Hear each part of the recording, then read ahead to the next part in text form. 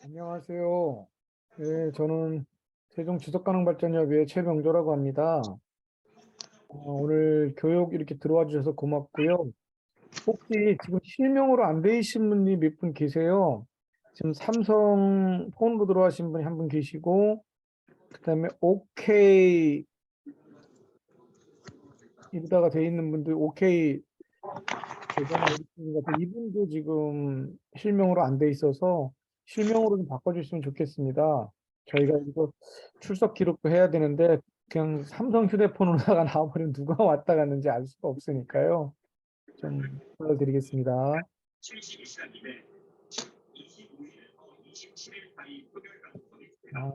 8시가 돼서 먼저 들어오신 것 같긴 한데 지금 안 들어오신 분들 꽤 계시는데 조금만 더 기다리도록 하겠습니다. 한 2분만 기다렸다 시작하도록 하겠습니다.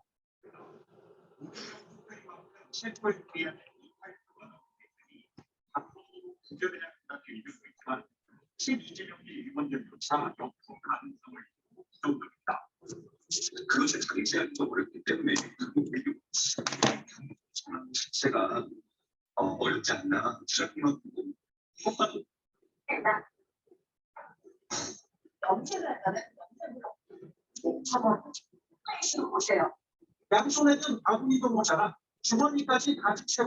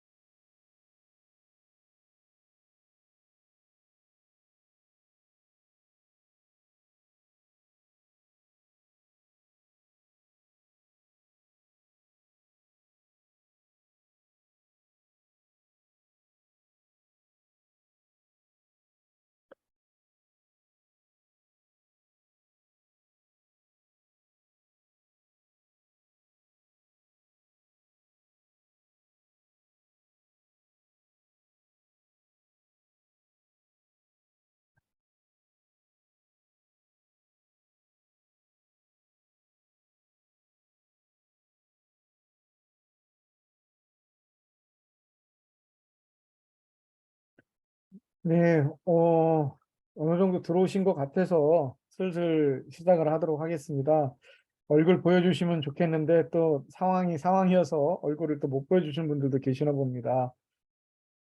인사드리겠습니다. 저는 세종지속가능발전협의회 사무처장으로 일하고 있는 최병조라고 합니다. 저희 그 위원 모집에 이렇게 참석해 주셔서 너무 고맙고요. 근데 모집에 오시긴 했는데 좀 많이 오셨어요. 그래서 지금 좀 걱정스럽습니다. 이게 몇 분들은 못 뽑을지도 모르겠다는 생각이 드는데 내일 저희 이제 그 심사위원회 해봐야지 알 것 같습니다. 그래서 그 전에 저희 지속가능발전협에 좀 소개시켜 드리고 우리가 어떤 일을 하는지 좀 알려드리려고 해서 오늘 강좌 마련했고요. 지금 시간이 저희 해놨던 강좌 중에 마지막 시간입니다. 제가 말씀드리려고 한 거는 그 지속가능발전협의회가 어떤 일을 하는지 하고 지속가능성이라는 게 어떤 건지를 좀 알고서 출발하시면 좋을 것 같아서 그 부분을 좀 알려드리려고 합니다. 화면 공유하면서 설명드리겠습니다.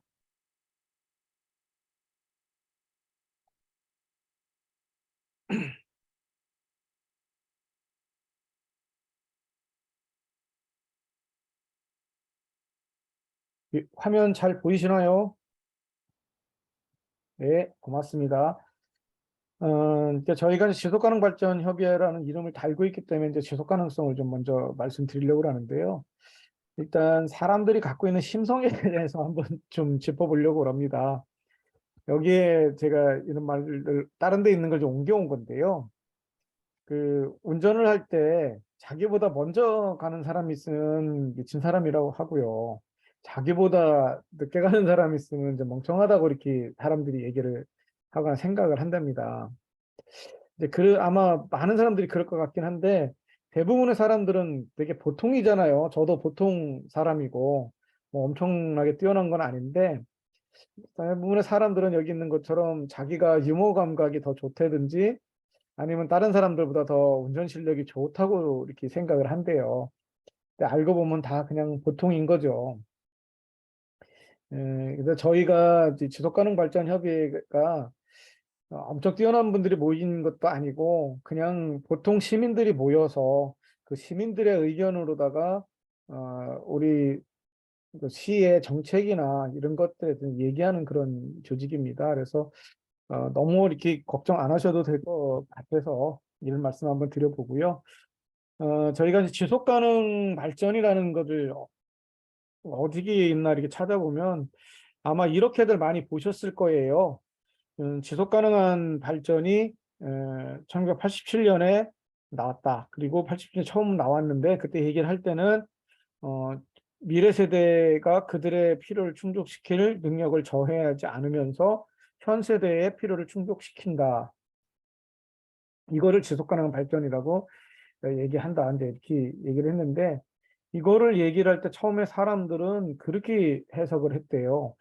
많은 사람들이 그 자원을 갖다가 잘 덜 사용하자. 지하 자원을 좀 더 이렇게 하자. 뭐 이런 정도로 생각을 했답니다. 근데 실제로 다는 그 자원도 포함이 되지만 더 많은 것들을 이야기를 하고 있었습니다. 그리고 이제 지속 가능 발전을 이렇게 어려운 말로다가 하니까 잘 어려워요. 그 지속 가능하다는 게 어떻게 설명할까 이렇게 생각을 해보다가 저희가 이제 생각해낸 게 이렇게 한번 설명을 해보려고 합니다. 지금 이 사진은 하나는 그 궁궐 모습이고요. 하나는 나무입니다. 근데 이 관계가 어떻게 되냐면 이 궁궐에 기둥이 이렇게 있지 않습니까? 이 기둥을 만들 수 있는 나무는 이렇게 큰 나무여야 된대요. 산 혼자서 끌어안을 수 없을 만큼 큰 나무여야 되는데 이 정도 기둥이 들려는 나무가 되려면 약 350년 정도 자라야지만 이 기둥이 들 수 있는 나무가 된다고 합니다.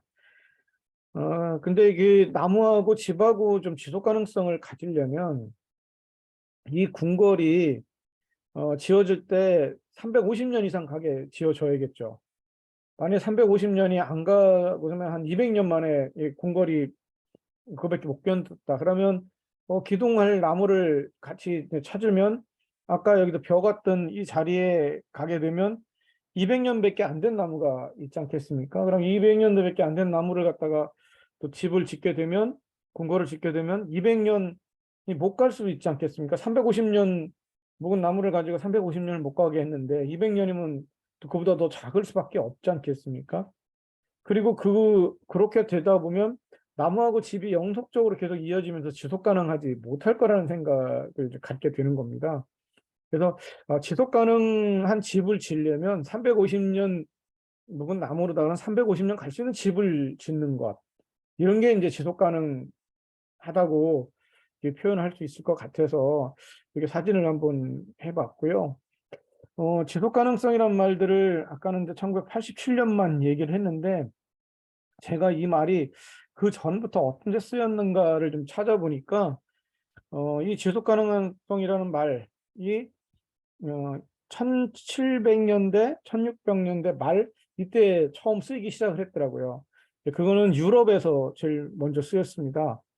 여기 써놓은 단어를 보면은 위에는 독일어고 요거는 이제 영어인데요. 이 독일어로다가는 나할티그 시케이트라는 그 읽는데요. 이 독일어를 제가 독일어를 뭐 전공하지 않아서 잘 발음이 현찮은데 이 나할티그 시케이트라는 말이 언제 등장했냐면 1600년대 말에 등장했습니다. 지속 가능성이라고 그래서 지금 독일에 가면 뭐 많은 부분들에서 이런 단어들을 이제 찾아볼 수 있다고 합니다. 이 서스테이너빌리티보다는 훨씬 더 먼저 출현한 것 같습니다. 근데 이 그 지속 가능성이란 말이 어디에 쓰였나 보니까 이 숲하고 관계가 있습니다. 제가 여기 배 사진을 봤는데요. 숲하고 배하고 어떻게 연결이 되고 그 지속 가능성하고 연결이 되냐면 1600년대 1500년대 말 1600년대는 유럽 사람들이 배를 타고 섬에 해양의 시대로 나가는 때죠. 남아메리카를 발견하기도 하고 태평양을 갖다가 일조하기도 하고 또 차를 찾아서 중국으로 이렇게 항해를 해서 오기도 합니다. 그런데 그런 배를 만드는 데는 제일 중요한 게 나무인데 어느 날 1600년대에 어느 날 이렇게 유럽에 있는 그 왕이나 귀족들이 보니까 나무가 줄어들고 있고 숲이 줄어드는 것을 발견한 겁니다. 그게 왜 줄어들게 됐냐면 1500년대에 인구가 많이 늘어납니다. 인구가 유럽에 많이 늘어나니까 어떤 게 나무가 필요하냐면 그 사람들이 집을 짓기 위해서도 나무가 필요하니까 나무를 베어가고요. 그 다음에 이 사람들이 살아가는데 불을 떼야 되는데 숯을 사용하니까 만들기 위해서 나무를 베어가고 또 사람들이 많아서 산업이 발달을 하는데 새나 이런 것들을 녹이려고 하는데 새를 녹이는 데는 이제 숯을 또 사용하게 되는 겁니다. 그러니까 숲을 갖다가 계속 사용할 수밖에 없고 또는 숲을 개간해야지만 농경지가 생기기도 하는 거예요. 그러다 보니까 자연스럽게 나무가 줄어드는데 저렇게 큰 배를 만들려고 하면 큰 목재가 필요하고 아까 궁궐에서처럼 저 돛대를 세울 수 있는 나무는 아주 오래된 나무여야 되는데 이런 나무들이 이제 줄어들게 되는 거예요. 그래서 왕이나 귀족들은 생각을 한 거죠. 우리 나라의 지속 가능성을 이제 큰일 났어. 이거 어떻게 해야 되지? 우리의 국력이 지키려면 숲을 지켜야 되는데 이걸 자각을 한 겁니다. 그래서 영국과 독일 이런 데서 이제 숲을 지키는 일들을 시작을 합니다. 숲을 지키는 일들을 이제 시작을 하는데 그때 나왔던 단어가 나할티그 스케이트라는 이 단어를 사용을 했습니다.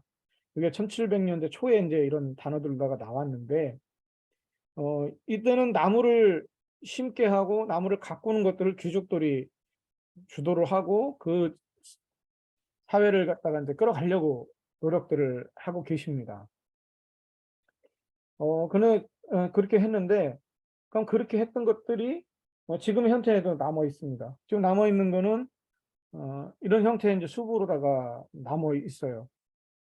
그러니까 나무를 갖다가 어떤지 보존해서 자기의 국력들을 하려고 했던 힘들이 나무를 가꾸는 것들에서 지속 가능성이란 말로다가 있고 지속 가능하게 나무를 생산하는 것, 그다음 지속 가능하게 뭐를 하는 것 이렇게 이제 정의를 했던 겁니다.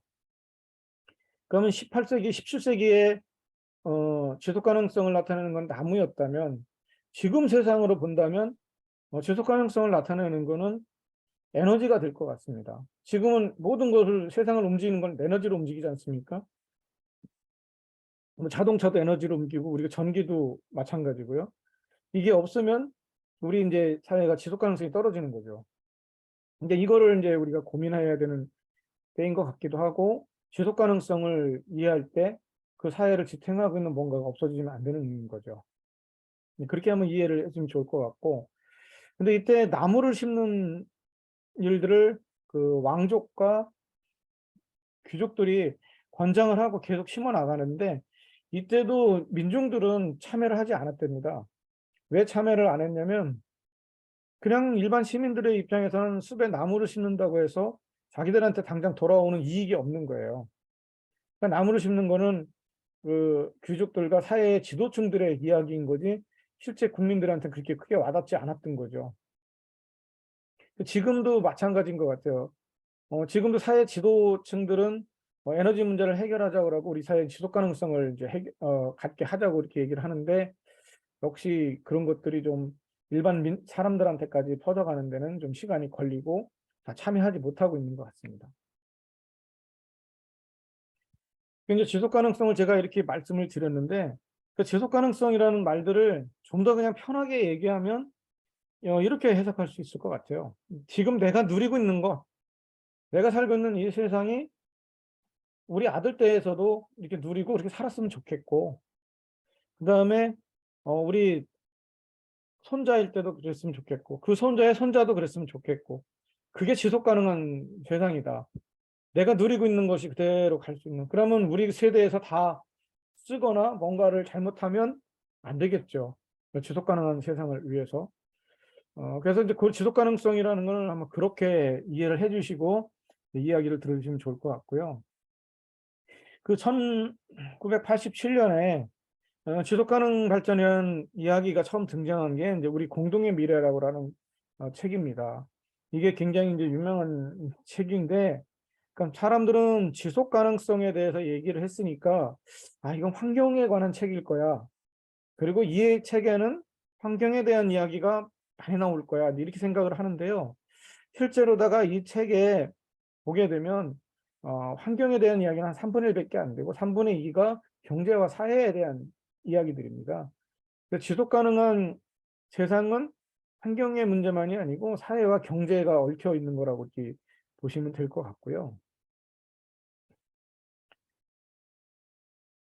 그리고 이제 저희가 우리 지속가능 발전 협의회, 그다음에 의제 21 이런 용어들을 사용하는데, 저희 이제 지속가능 발전 협의회 그 의제 21이 어떻게 만들어졌는지를 좀 설명을 드리면, 저희 지속가능 발전 협의회는 1992년에 니우 회의라는 회의를 통해서 탄생하게 되는데요. 니우 회의는 왜 하게 되냐면, 환경에 어떤 문제가 있다는 것들을 1970년대부터 깨닫기 시작을 합니다. 그리고 침묵의 봄이라든가 아까 얘기했던 우리 공동의 미래 이런 책들과 국제기구들의 그 노력들로다가 야, 우리 지속 가능성이 좀 문제가 있다. 우리 지구에 환경의 문제로다 힘들겠구나. 이걸 어떻게 해결할까? 고민하다가 한 지구에 있는 모든 그 지도자들이 모여서 한번 이야기를 해보자. 최초로다가 지구 정상회의를 한 게 리우 회의입니다. 그리고 리우 회의 전에 여러 회의들을 통해서 이야기된 것들을 니우 회의에서 종합해서 이제 발표를 하게 되는데요. 그때 한 40가지의 의제들을 만듭니다. 뭐 생물 다양성을 지켜야 된다. 거기에는 중요하니까 교육을 해야 된다. 성평등 문제를 해결해야 된다. 빈곤의 문제를 해결해야 된다. 뭐 이런 것들을 의제를 쭉 삼아서 40가지를 얘기를 합니다. 그것을 갖다가 아젠다 21이라고 하고요. 이런 것들을 수행할 기구로서 각 지방자치단체에 기구를 설치해서 그런 활동들을 하자 이게 권고를 합니다. 그래서 이 권고를 받아들여서 이제 우리나라에서는 1996년부터 각 지역에 그런 기구들을 설치를 해요. 근데 그 기구를 처음 설치할 때 이름이 무슨 의제 20일입니다. 그래서 세종시가 있기 전에 연기군에서는 연기의제 20일이라고 처음 출발을 했고요. 그 다음에 자꾸 환경이라고 생각을 해서 푸른 연기 20일이라고 이름을 바꿨습니다. 충남에서는 푸른 충남 20일이라고 이제 이렇게 얘기를 했고요. 근데 푸른 충남 20일이든 푸른 연기 20일이든 의제 20일이든 사람들이 봤을 때 지속 가능성을 이야기하는 기구로다가 잘 못 알아듣는 거예요. 이야기가 어려운 거예요. 그래서 일단 활동하는 사람들이 그런 이제 결정을 합니다. 우리가 하는 활동을 시민들한테 가장 잘 표현하려면 어떡할까? 저희 단체 이름을 갖다가 뭘로 하면 좋을까 이런 고민들을 하다가 1910년쯤에 와서 지속가능발전협의회로다가 이름을 통일하자. 그런 이야기들이 나옵니다. 그래서 지속가능발전협의회로 2010년대부터 이제 바꾸기 시작을 해서 이제 최근까지 이름을 바꿔서 최근에 와서는 전국에 있는 모든 그 기구들의 이름이 전국 지속가능발전협의회로다가 이름이 통일이 됩니다. 통일이 안 된 데가 한 군데가 있는데 거기는 서울이에요. 서울은 형태도 조금 다르고 이름도 좀 다릅니다. 그래서 녹색위원회로다가 이렇게 돼 있고요. 서울만. 그렇지만 저희랑 활동 같이 하고 있습니다. 그리고 그때 나왔던 의제들을 보면은 제가 아까 지방의제라고 얘기했는데 지방에서 해결해야 될 의제, 국가에서 해결해야 될 의제, 지구적으로 해결해야 될 의제, 이런 것들이 혼재되어 있고 각각의 그 주체들한테 그 문제를 해결했으면 좋겠다고 이렇게 이야기를 합니다. 그리고 그런 의제들을 만들 때, 특히 지방 의제를 만들 때의 원칙을 그때 세웠었는데요. 그 원칙은 뭐냐면 지속 가능한 사회를 건설하기 위해서 뭔가를 해야 되는데 그거는 스스로 만들자는 겁니다. 왜냐하면 스스로 만들어야 스스로 약속을 지킬 것 같으니까 이제 스스로 정하고 실천하자. 이게 첫 번째 원칙이고요. 두 번째는 선언이 아니고 구체적인 실천 계획을 세우자. 되게 선언적으로다가 얘기하는 게 많습니다. 그냥 탄소 뭐 2050 이렇게 얘기하면 2050년까지 탄소 뭐 어떻게 하겠다 이렇게 하는 선언이 아니고 구체적으로 2050년까지 탄소 제로를 만들기 위해서는 어떻게 해야 될지를 구체적인 계획으로 해서 하나씩 하나씩 실천해 나가자는 뜻입니다. 지방의제 20일 할 때. 그리고 어떤 계획보다 상위의 개념으로다가 지방의제 20일을 놓자. 지속가능 발전을 어떤 상위인 것보다 상위 개념으로 놓자. 왜냐하면 개발이 우선된다면 지속가능이라는 이 부분들이 뒤로 계속 밀리지 않겠습니까? 그래서 이 개념을 어떤 개념보다 위에 놓고서 이야기를 하자. 그리고 단순한 환경 보존 운동이 아니고 문화복지, 교통, 사회, 평화 이런 모든 부분들을 총괄하는 포괄적인 개념으로다가 지방의제 20일을 만들자 이런 원칙들을 가지고 있었습니다. 그래서 저희가 이제 아까 앞에서 제가 이 최종 지속가능 발전 협의회가 명칭이 변한 거는 이제 설명을 드렸고요. 그리고 지속가능 발전 협의회는 그러니까 어떤 데인가? 그러니까 환경을 보존하기 위해서 시작한 거는 맞지만 그것을 해나가는 거는 지방 정부를 중심으로 해서 여러 단체, 시민, 기업 이런 것들이 함께 참여를 하는 겁니다. 그 성격을 보게 되면 이렇게 됩니다. 우리는 이 성격을 거버넌스 기구라고도 얘기를 하는데요. 거버넌스는 이제 협치 또는 뭐 같이 다스린다 이런 뜻에서 왔다고 합니다. 이 거버넌스 기구이면서 시민단체는 아닙니다. 관도 아니에요. 왜냐하면 여기는 참여하는 사람들 시민이 있으니까 그렇고 근데 시민인데 관이 참여하고 있으니까 시민단체가 아닙니다. 함께 하는 거죠. 얘는 조례에 의해서 만들어지기는 했지만 조례에서 만들었으니까 관적인 성격이 강한 것 같지만 관이 아닙니다. 관변단체도 아니고요. 시민들이 참여하고 있으니까. 그리고 다양한 시민들이 참여를 합니다. 그리고 환경운동만 하냐? 아닙니다. 환경 문제를 해결하자고 그랬지 환경운동을 하자고 하지는 않았습니다. 그리고 어떻게 참여하냐? 어떻게 참여하고 어떤 분야를 다루냐? 단위는 환경, 사회, 경제 그리고 이것과 함께 이렇게 있는 모든 것들 다 이제 포괄하고요. 어떻게 참여하느냐면 지속가능 발전이면 여기 지금 위원들께서 오셨다시피 원서를 냅니다. 그리고 저희가 2년에 한 번씩 위촉을 하고 이분들하고 같이 활동을 하고 또 새로운 분들도 맞이하고 기존 분들도 남기도 합니다. 활동하다 이제 힘드신 분들은 이제 안 오시기도 하고 또 오시기도 합니다. 그래서 올해 모집을 해보니까 기존 위원들도 상당히 많이 오셨고 또 새로운 분들도 한 반 정도가 오신 것 같습니다. 그리고 지속가능발전협의회 이제 그 모양을 보게 되면 지속가능발전협의회를 가운데 놓고 보면 행정이 있습니다.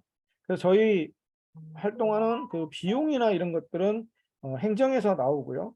그리고 행정이 많은 것들을 갖다가 받침해 줍니다. 그리고 시민이 있습니다. 그 시민들이 의제를 만들기도 하고 실천하기도 하고요. 여기에는 기업이 같이 들어갑니다. 그래서 저희 위원들 중에 기업에서 오신 분들도 꽤 여러분이 계십니다. 그래서 이 삼각형이 만들어지면서 이제 지속가능 발전 협의회가 이제 구성이 되고 있고요.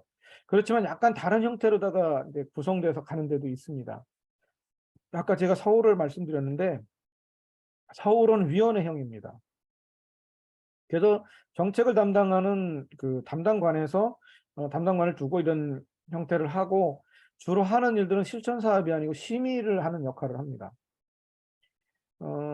그리고 이 서울 말고도 양평도 이렇게 이제 지속가능발전위원회로다가 돼 있습니다. 그리고 이제 또 요 위원회와 협회가 양립하는 형태들도 있습니다. 그 양립하는 형태들은 행동 전담 조직이라든지 지속가능발전협의회, 그다음에 지속가능발전위원회 그 세 개가 이제 같이 있는데요. 아마 세종도 올해는 이제 요 지속가능발전위원회가 설치될 것 같습니다.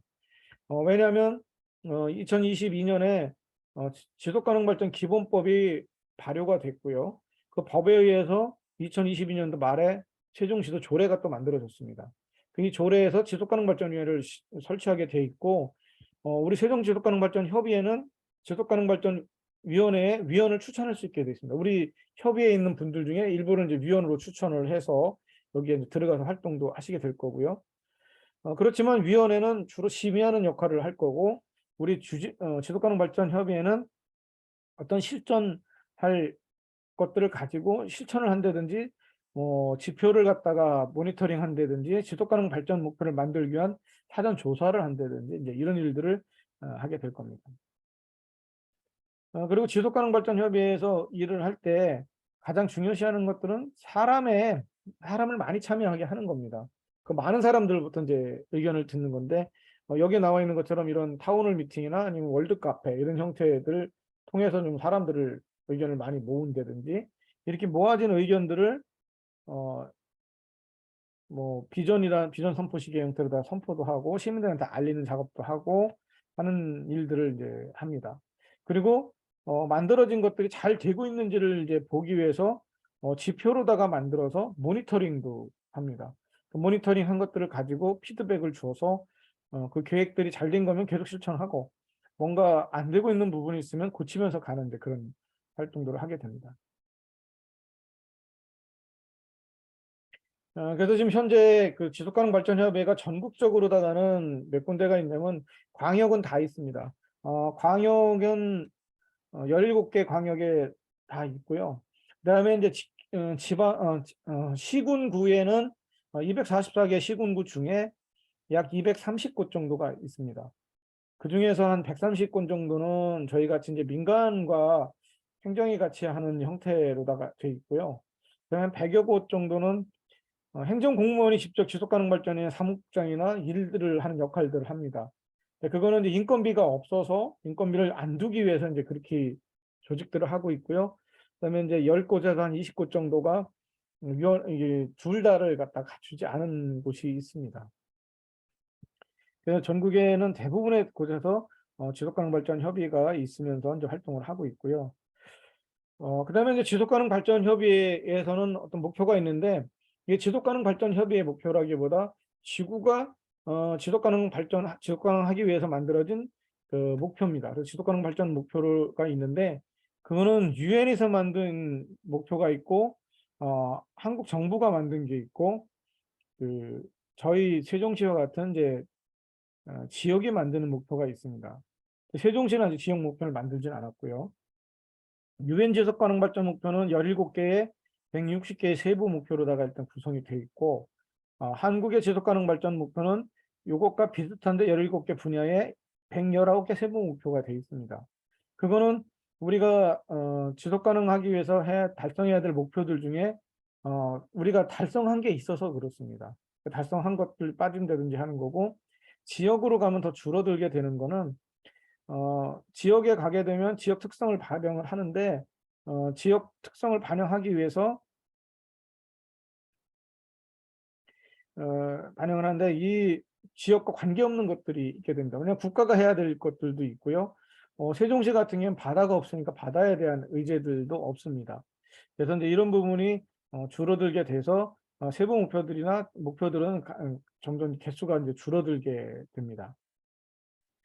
그리고 이제 이 지속가능 발전 목표가 등장해야 되는 과정을 좀 보게 되면, 맨 처음에 등장한 건 2000년에 넘어갈 때입니다. 2000년이 넘어갈 때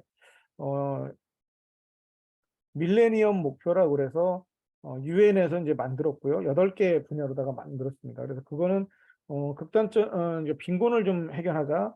그리고 초등교육을 좀 달성해보자. 우리나라 같은 경우는 뭐 90% 이상이 대학을 가는 나라이기도 하지만, 아직도 전 세계에 10억 명 정도는 초등교육을 받지 못하는 아이들이 있습니다. 이거를 좀 달성해보자고도 했고, 성평등, 에이즈 이런 문제들을 해결하자고 국제적으로 약속을 했습니다. 유엔에서. 그리고 2001년부터 2010년까지 이 목표를 달성하자고 그랬는데, 이 목표는 불행하게도 다 달성되지 않았습니다. 일부만 조금 달성된 게 보였고요. 그래서 이거를 평가를 하면서 사람들이 얘기했습니다. 왜 달성하지 못했을까? 그리고 그쪽으로 이동하지 못했을까? 이제 이렇게 해보니까 처음에 만들 때는 전부 다가 그 정부 관계자들만 모여서 행정에 있는 사람들이 만든 거예요. 그러다 보니까 민간이 빠졌던 거죠. 그래서 민간이 빠진 부분이 있다고 계속 그 이야기들을 하고 이 민간 부분들이 이제 들어가야 된다는 얘기를 합니다. 그래서 이 후속으로다가 만들어진 게 어, 어, 지속가능 발전 목표인데 이 목표가 만들어질 때는 어, 시민사회가 참여를 합니다. 그래서 2013년부터 2014년까지 14년, 15년까지 민간단체들이 참여를 해서 함께 만듭니다. 함께 만들고 많은 것들 다듬어서 유엔 총회를 통해서 채택을 하고 발표를 하게 되는데요. 유엔에서 채택한 많은 안건들 중에 만장일치로 채택한 안건들이 이렇게 많지 않거든요. 근데 이거는 만장일치로 채택한 안 중에 하나입니다. 그래서 이견이 없으니까 좀 더 이렇게 잘 될 거라는 생각들도 있고요. 다만 이것이 이제 각 지역, 나라마다 처한 사항들이 다르기 때문에 이 사항들이 좀 다르게 아마 받아들여질 겁니다. 그리고 이 지속가능 발전 목표를 뜯어보게 되면 이렇게 5가지 분야로다가 지금 나뉘는데요. 보통 우리가 그 지속가능 얘기를 할 때 사회, 경제, 환경 분야로다가 이렇게 얘기를 하는데 이 사회, 환경, 경제 분야가 기본이고 근데 이것을 달성하기 위한 전제 조건이 무엇일까? 이 전제 조건은 평등이라는 것다가 파트너십이라는 것이 있어야겠다. 네, 그렇게 얘기를 하는 거예요. 전제 조건이 평화입니다. 방법도 평화고 평화롭게 해야 됩니다. 전쟁을 해서 이 목표를 달성하자는 게 아니고 서로 경쟁하자는 게 아닙니다. 파트너십은 서로 도우면서 이 문제를 같이 해나갈 국제적인 문제라고 본 겁니다. 환경 문제는 어느 나라에서 해결할 수 없듯이 이 경제적인 문제도 역시 마찬가지라고 생각을 한 겁니다. 그래서 이 지속가능 발전 목표를 달성하기 위해서는 이런 프로세스를 중심으로 해서 해결하자 얘기를 했고요. 이 지속가능 발전 목표가 17개가 있는데 이 17개의 목표들은 각각 독립된 게 아니고 모두 다 연결이 되어 있습니다. 여기 이제 빈곤을 얘기를 했는데 빈곤에는 식량 문제도 있고요. 빈곤한 사람들이 또 이게 주거의 문제를 가지고 있기도 하고 소득이 적기도 합니다. 10번이 이제 평등인데 소득에 대한 평등도 이 안에 있는 겁니다. 그래서 한 가지 그 주제는 다양한 것들과 연결이 되어 있다. 또 하나를 더 보게 되면 이건 11번 목표는 환경적으로 좋은 마을, 환경적 친환경적인 도시를 뜻하는데요. 이 도시에도 이렇게 다른 목표들이 연결이 돼 있는 겁니다. 에너지도 연결이 돼 있고요. 도서관 같은 것도 연결돼 있고 웰빙도 연결이 돼 있습니다. 건강의 문제도 함께 연결이 돼 있고요. 그런 친환경적인 길, 뭐 이런 문제들도 있어요. 그리고 먹거리를 해결하는 도시 문제도 연결이 돼 있습니다. 이걸 세부적으로 연결하면 더 많은 것들이 이제 연결이 돼 있겠죠.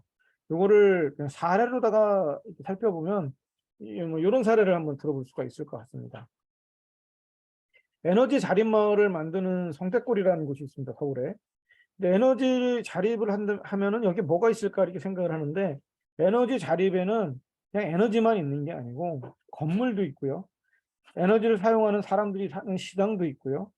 교육과 문화가 있고 그다음에 쓰레기 문제도 있더라는 겁니다. 에너지에서는. 그리고 도시 생활, 복지 이런 것들이 종합적으로다가 있다는 겁니다. 그래서 에너지 문제 하나를 해결하기 위해서 에너지만 접근하는 게 아니고 복지도 건물도 이런 시장 경제까지 같이 뜻을 모아서 해결해야 된다는 뜻입니다. 그리고 이제 지속 가능 발전이나 그래서 불평등 문제 아까 얘기를 했었는데 이 불평등 문제에서 요거는 미세먼지 부분을 좀 나타낸 건데요. 한번 좀 상징적인 그림이라고 볼 수가 있을 텐데요. 이 지속 가능 발전에서의 그 모습인데 미세먼지로다가 굉장히 어려운 날이 왔어요. 우리나라에. 그런데 돈 있는 사람은 미세먼지가 없는 데로다가 이렇게 놀러 가서 피해 갈 수가 있어요. 그렇지만 그렇지 못한 많은 사람들은 그냥 마스크 쓰면서 견뎌야 되는 상황인 거죠. 여기에서 있는 게 불평등의 문제도 있고요. 미세먼지 하나 가지고 있는데도. 그다음에 주거의 문제도 있고, 그다음에 아이들에 대한 문제, 여성에 대한 문제, 이런 것들이 이제 복합적으로 이렇게 있는 겁니다. 한 개의 문제는 독립되어 있지 않다. 같이 얽혀 있다고 이해를 해주시면 좋겠고요.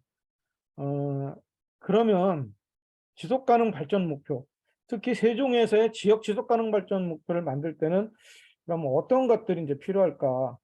이런 문제를 저희들이 고민하고 있는데, 이거를 하시기 전에 한 가지 더 봐야 될 게, 이 17가지 목표들이 제가 독립적이지 않다고도 말씀을 드렸지만, 이 17가지 목표들을 잘 배분하고 잘 협력하게 하는 것도 되게 중요합니다.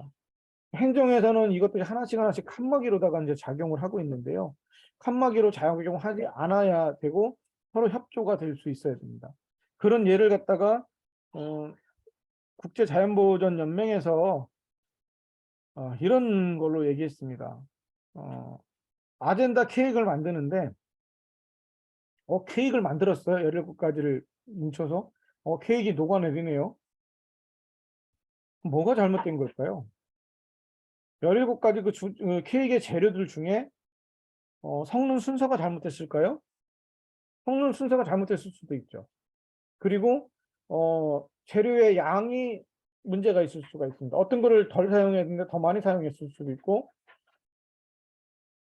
이런 문제들이 있겠죠.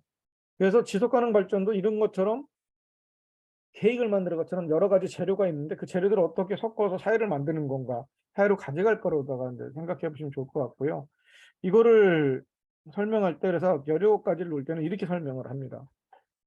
이 케이크 모양이잖아요. 근데 케이크의 맨 바닥에 있어야 될 거는 환경이다. 모든 것은 환경으로부터 시작이 되니까 환경이 바닥에 놓여 있는 거고, 그 위에 사회라는 것이 있고, 그 사회 위에 경제가 있는 겁니다. 그렇게 돼야지만 안정적으로다가 지속가능 발전 목표들을 잘 달성할 수 있는 구조가 될 거다라고 이렇게 설명을 하고 있고요. 이것을 볼 때, 그럼 이거 순서를 바꾸면 어떻게 되냐? 그러면 안 돼, 아까 케이크처럼 제대로 된 케이크가 안 되겠죠. 우리가 이제 녹색 성장이라는 말을 사용을 많이 했는데요. 녹색 성장이라는 말이 환경과 경제입니다. 환경도 살리고 경제도 하자 이렇게 얘기를 했죠. 그럼 이 케이크를 보면 경제는 여기 있고 환경은 바닥에 있어요. 그러면 이 베이스 위에 경제가 쓰려고 하는데 잘 안 됐죠. 왜냐하면 지속가능 발전을 하기 위해서는 3가지가 있어야 되는데 2가지만 갖고 있으니까 안 된 거죠.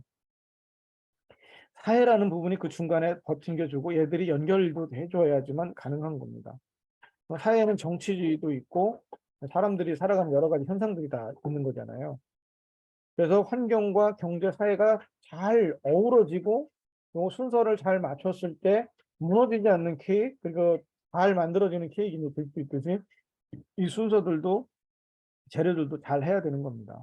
그래서 녹색 성장이라는 개념을 국제적으로나 이렇게 봤을 때는 그 지속가능 발전이나 환경의 개념에서는 좀 하위로다가 놓습니다. 하위 요소로. 녹색 성장이 앞으로다가 나온 거는 개발주의를 못 버리는 것에 불과합니다. 그리고 이제 지속가능 발전 목표 중에 세부 목표들이 있는데요.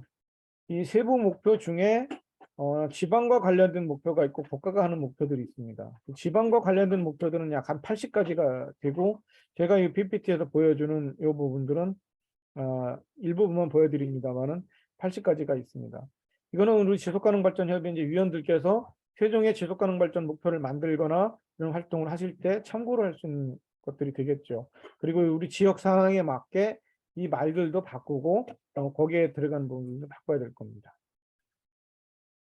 지속가능 발전 목표를 만들기 위해서 여러 가지 이제 활동들을 해왔는데, 이 활동을 하면서 우리 시민들이나 우리 지속가능 발전 협의회 위원들께서 지속가능성이라는 것, 그리고 지속가능 발전이 목표를 만드는데 어떻게 만들어야 되는지를 좀 먼저 좀 해보자. 잘 이해를 못하고 있으니.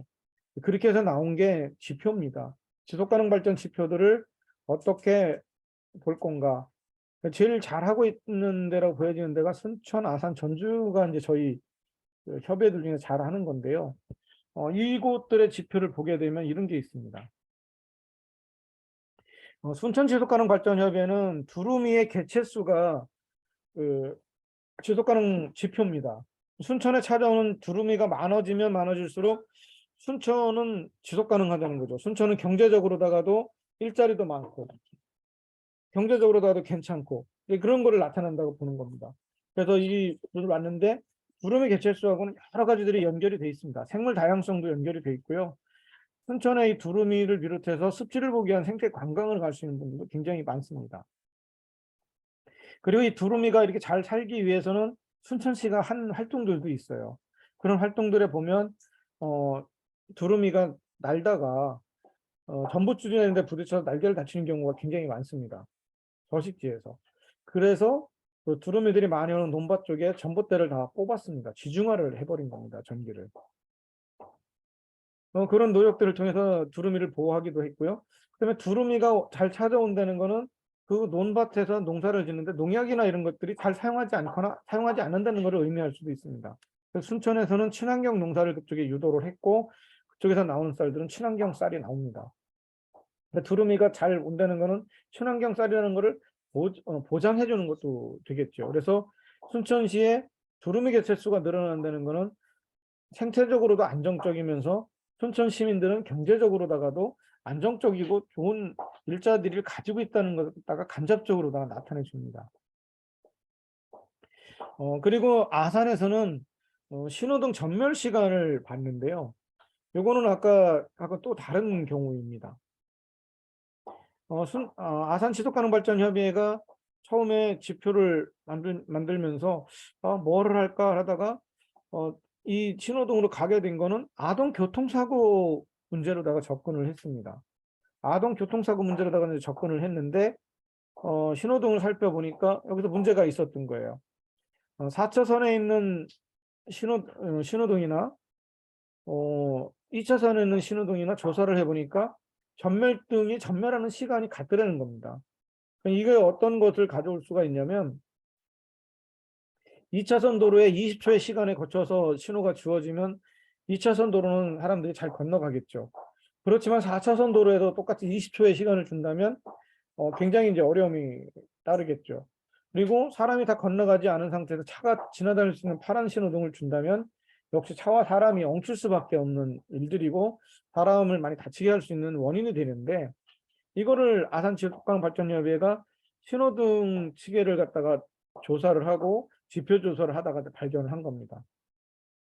그래서 이거를 경찰서와 시에다가 얘기를 하면서 보행 신호등의 전멸 시간을 더 길게 하자, 도로의 형태에 따라 다르게 하자. 이거를 갖다가 이제 건의를 했고 이거 받아들여져서 이게 이제 채택이 됐어요. 그랬더니 그 후로다가 보니까 아이들 교통사고 사망률이 줄어들고 있는 거예요.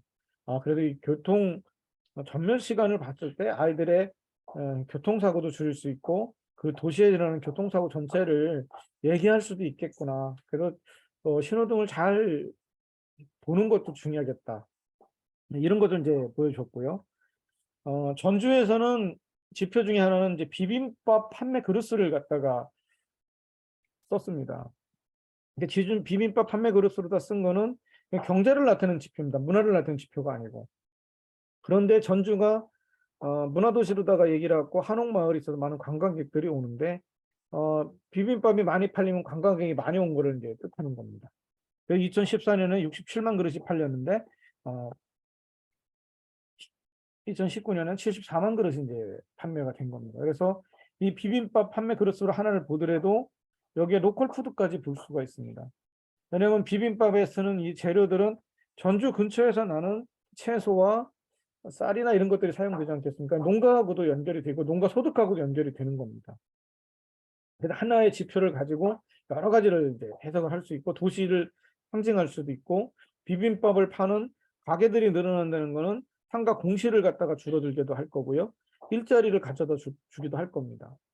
그래서 우리가 어떤 것들 지표를 놓고 조사를 하느냐에 따라서 우리 그 시를 이제 할 수도 있겠죠. 그리고 비빔밥을 잘 판매되게 하려면 뭐를 고쳐야 되는지가 거꾸로다 얘기가 나올 수도 있는 거죠.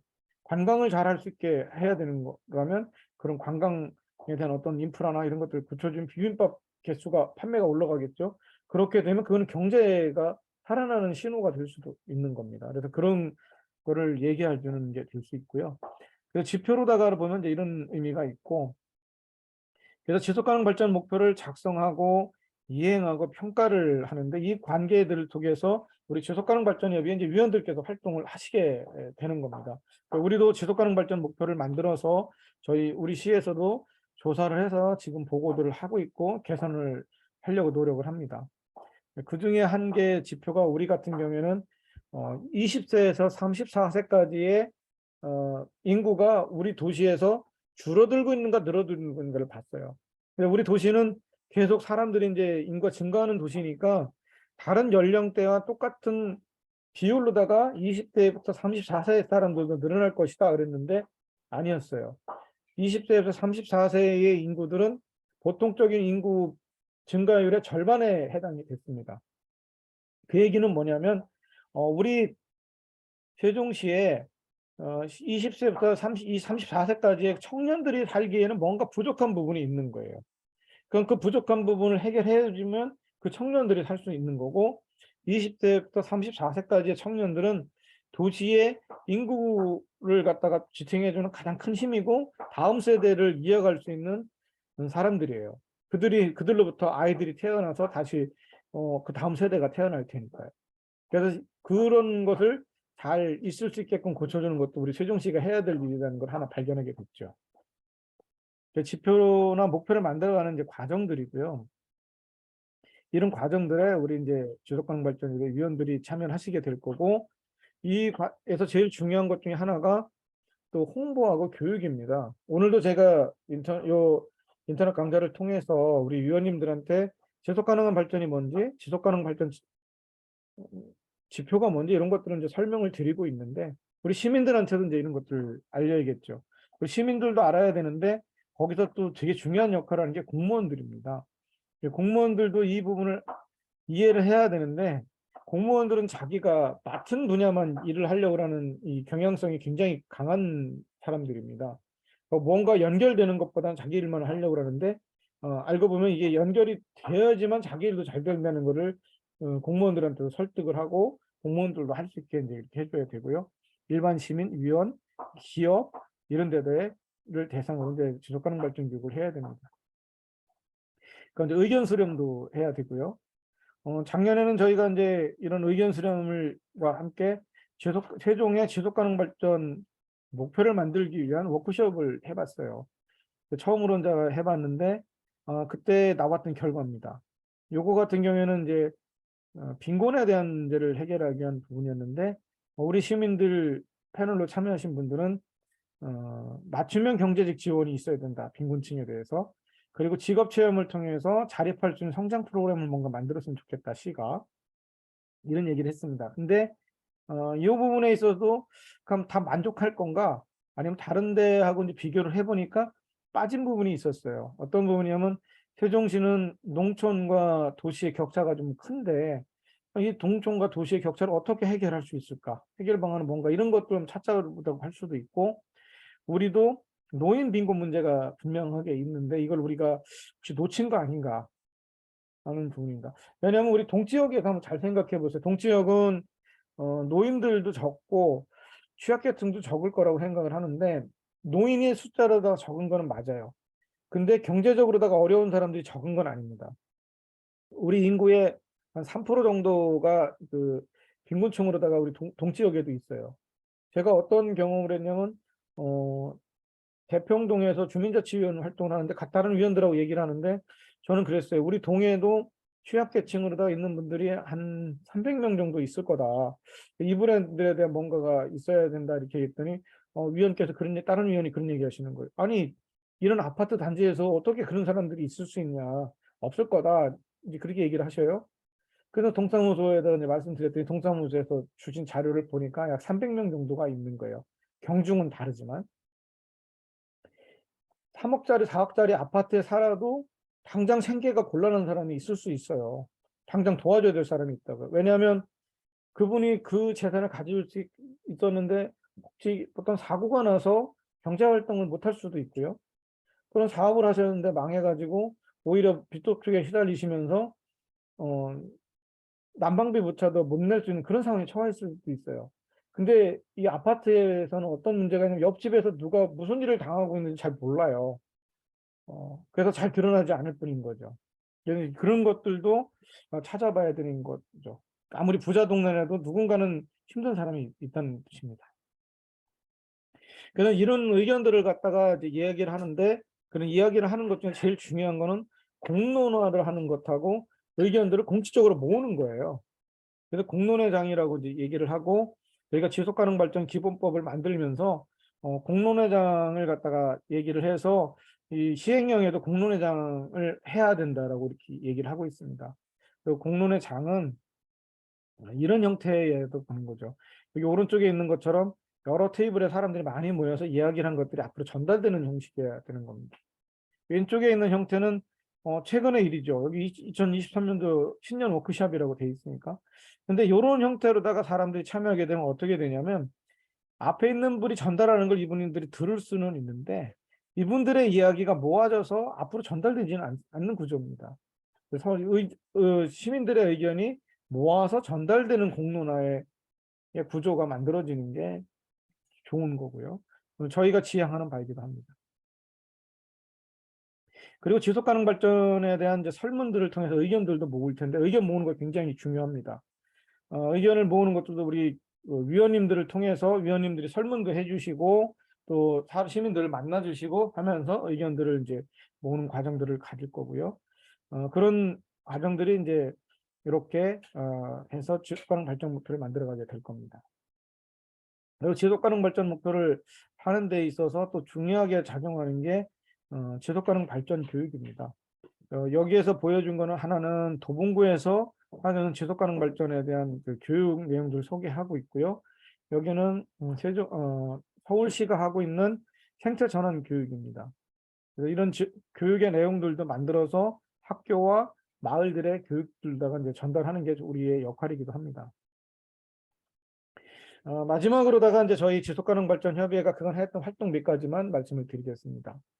저희가 제일 크게 하고 있는 행사 중에 하나가 세종 생물다양성 탐사 활동입니다. 이게 좀 오래된 활동이기도 하고요.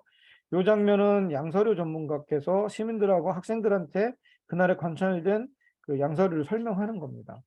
저희가 원수산, 장남들을 이제 거쳐서 지금 합강에서 이제 합강 습지에서 조사를 하고 있는데 세종에 있는 생물들을 시민들과 함께 찾아서 기록한다는 큰 의미가 있고요. 세종에도 어떤 생물들이 살고 있는지를 아는 중요한 계기가 됩니다. 그리고 이 부분은 인연극을 통해서 교육을 하고 있는 겁니다. 교육의 대상은 아이들입니다. 아이들인데 여기 지금 보시면 부모님들도 와 계시잖아요. 인연극을 통해서 아이들에게 환경에 대한 부분들, 지속 가능성에 대한 부분들을 이렇게 인연극으로 전달을 하는데 부모님들이 같이 계시니까 같이 이해를 구할 수 있는 좋은 시간이기도 하고요. 이런 교육들을 하고 있고, 여기는 이제 기후변화 주간입니다. 기후변화에 대한 활동을 저희가 하고 하는 단체들이 모여서 지구의 날 4월 셋째 주쯤 되는데요. 지구의 날에 함께 우리가 어떻게 환경 문제를 해결하고 해야 될지를 이렇게 모여서 했던 활동들이고 이거는 뭐 매년 하고 있습니다. 여기에 좀 마지막 사진의 사진은 우리가 지속가능 발전 목표를 만들기 위해서 했던 워크숍의 부분입니다. 여기 보면 뭐 글도 많이 쓰고 이야기들도 하는데 이렇게 테이블에서 만들어진 이야기들을 글로 옮겨서 저희한테 전달해 주어서 좋은 자료로다가 이제 모아줬고요. 이거를 바탕으로 해서 2023년도, 24년도에 지금 위원님들께서 세종 지속가능 발전 목표를 만들기 위한 활동들을 하시게 될 겁니다. 이렇게 제가 설명을 다 드렸고요. 지금 여기 들어오셔서 들으신 분들이 한 20명 정도 되시는 것 같아요. 그래서 이게 마치고요. 네. 혹시 제가 설명을 좀 일방적으로만 했는데 질문이 있으시면 질문 하나하나 2개 정도 받고 마치도록 하겠습니다. 혹시 궁금한 게 있으면 말씀해 주시면 좋겠습니다.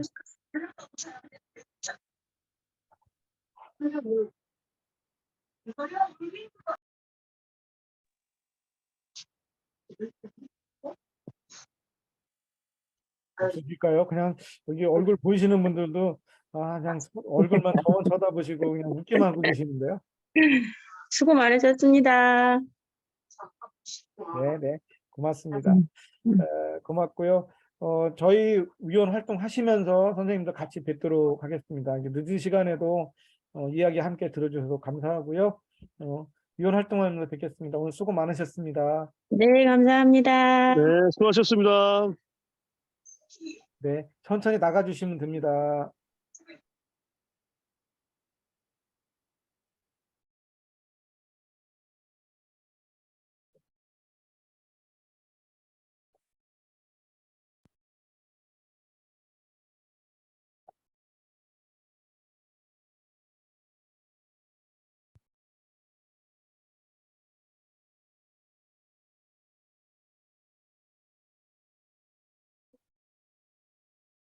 네, 제가 이제 종료하겠습니다.